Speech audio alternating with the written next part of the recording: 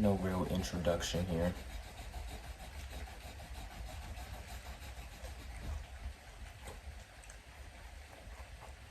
Got the idea from John Lurie. I'm saying his name right. But if you don't know who he is an abstract painter, and he has a show called Painting with John on HBO Max. So check it out. Pretty much gave me the idea to, I guess I should say, create a vlog about my art and my inner thoughts of being vulnerable.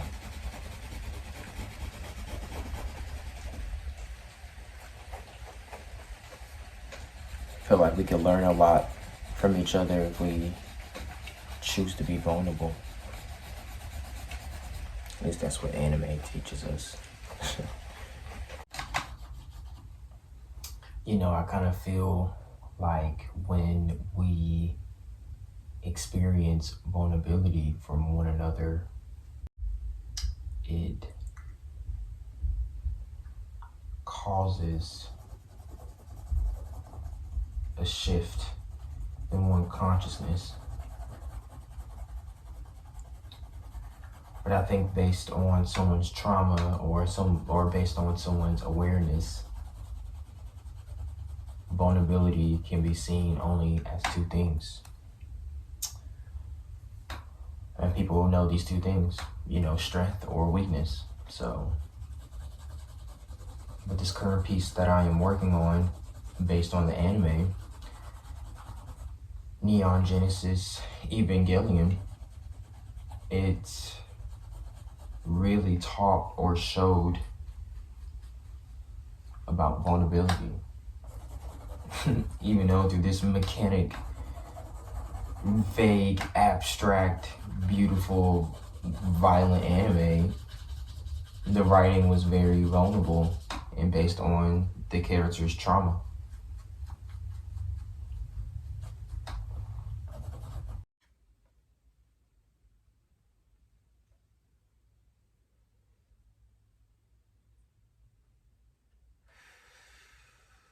What I learned from Evangelion at the end of the day is we feel shameful for our trauma that we've been through.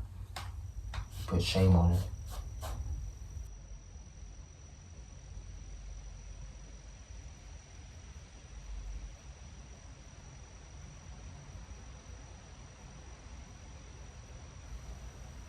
And see, the cool thing about Evangelion is the fact that even though it's based on fucked up trauma and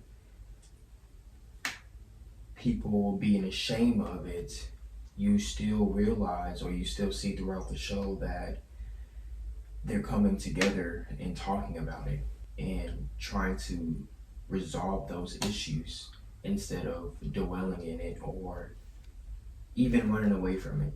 And I'm not saying that every character did that.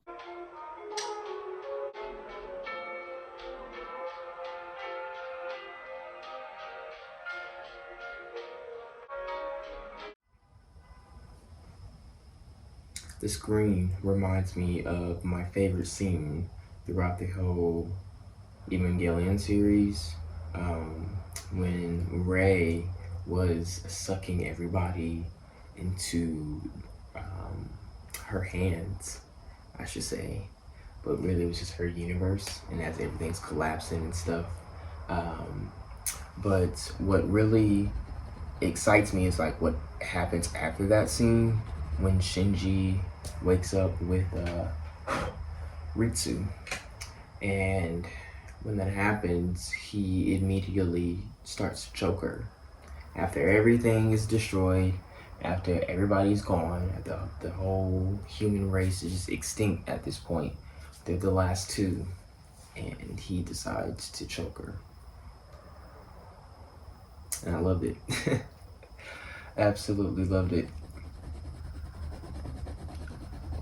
But not just for that reason. It's more so because of the fact that Shinji was ashamed of his trauma of his vulnerability, and sharing that and knowing other people's perspective of your trauma can really psych you out. And I think that can be a teachable lesson or a really horrific scene.